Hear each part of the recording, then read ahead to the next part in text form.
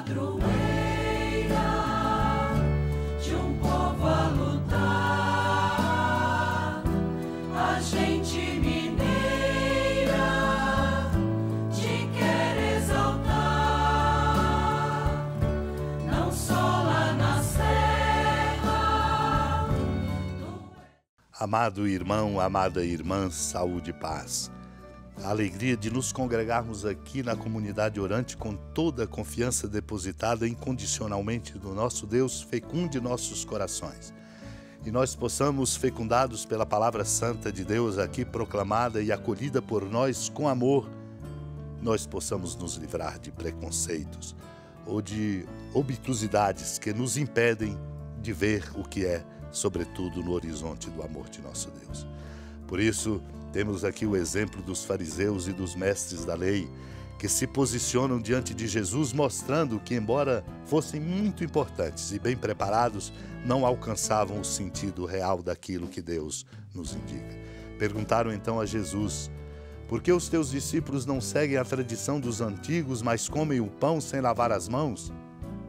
Somos desafiados a ter a sabedoria indispensável para conduzir a nossa vida conforme a dinâmica própria da Palavra Santa de Deus. Vejamos o que nos indica no Tratado contra as Heresias Santo Irineu. Ele diz assim: a própria tradição dos antigos que simulavam observar como proveniente da lei estava em contradição com a lei dada por Moisés. Por isso diz Isaías: o teu melhor vinho foi misturado com água, indicando que os antigos haviam unido ao severo preceito de Deus uma tradição mitigada, isto é, falsificada e contrária à lei, como mostrou claramente o Senhor quando disse: abandonando o mandamento de Deus, observais a vossa tradição. E deturpam a lei de Deus, não só misturando o vinho com a água, isto é, extraviando-se, mas também estabelecendo uma lei própria, que ainda hoje se chama farisaica, em contradição com a de Deus. Dela retiram alguma coisa e acrescentam outras, ou a interpretam a seu modo. E de tudo isto se servem seus mestres, cada um à sua maneira. Reivindicando essas tradições, não querem submeter-se à lei de Deus, que os preparava para a vinda de Cristo, mas reprovavam o Senhor que curava no sábado o que não era proibido pela lei.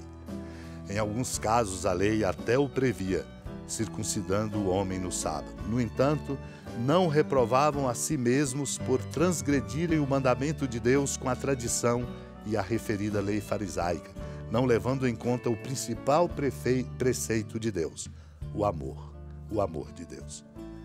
Naquele tempo, os fariseus e alguns mestres da lei vieram de Jerusalém e se reuniram em torno de Jesus.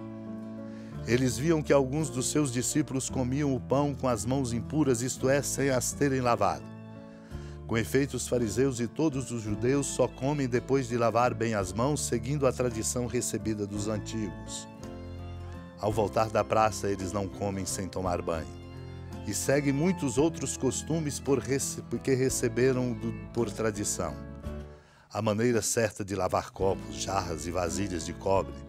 Os fariseus e os mestres da lei perguntaram então a Jesus: por que os teus discípulos não seguem a tradição dos antigos, mas comem o pão sem lavar as mãos?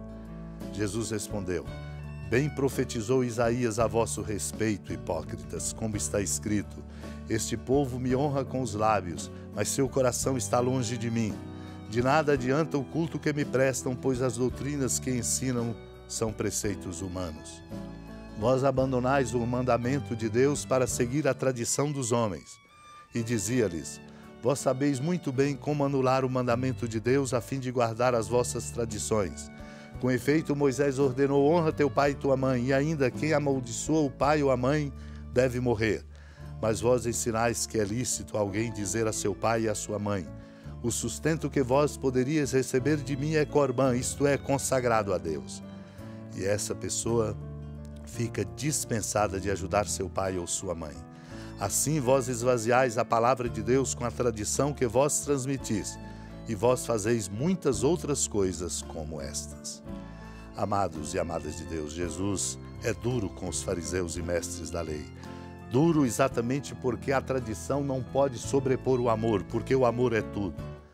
Por isso, ali reunidos em torno de Jesus, viam que alguns dos seus discípulos comiam pão com as mãos impuras, consideradas impuras por não terem lavado, não por questão de higiene, mas exatamente porque judeus e fariseus não comem senão depois de lavar bem as mãos, segundo a tradição. Não estamos falando de questão de higiene, mas de cumprimento de tradição. Eles, ao voltarem da praça, não comem sem tomar banho e seguem muitos outros costumes recebidos por tradição, modo de lavar copos, jarras, vasilhas. Ora, a higiene é importante, fundamental, nossa saúde, nossa inteireza, mas aqui trata-se apenas de um cumprimento ritual rígido. Por isso, perguntaram a Jesus: por que os teus discípulos não seguem a tradição dos antigos? Não estavam, portanto, falando de higiene, mas comem com o pão sem lavar as mãos? Jesus vai lhes dar a resposta: bem profetizou Isaías a vosso respeito, e os chama de hipócritas, porque não conseguem compreender a dimensão bonita do amor de Deus. É um povo que honra com os lábios, mas o coração está longe de Deus. De nada adianta, diz o Senhor, o culto que me prestam, pois as doutrinas que ensinam são preceitos humanos. Abandonam o mandamento de Deus para seguir a tradição e dão um exemplo. Muito bem sabeis anular o mandamento de Deus a fim de guardar as vossas tradições. Moisés ordenou, o Senhor lembra, um mandamento sacratíssimo: honrar pai e mãe. Mas eles dizem que é lícito alguém dizer a seu pai e a sua mãe: o sustento que vós poderíeis receber de mim é corbã, isto é, consagrado a Deus, descumprindo o mandamento de honrar pai e mãe. Assim, diz o Senhor, vós esvaziais a palavra de Deus com a tradição que vós transmitis, e vós fazeis muitas outras coisas como estas. Nosso desafio, portanto, é obedecer à vontade de Deus, que devemos procurar sempre para cumpri-la, pois seu cumprimento é a nossa paz duradoura. Lembro aqui, concluindo das homilias sobre o Gênesis de Orígenes, quando comenta que Abraão tomou a lenha do sacrifício e colocou-a sobre os ombros de seu filho Isaque. Tomou na mão o fogo e o cutelo, e foram ambos juntos.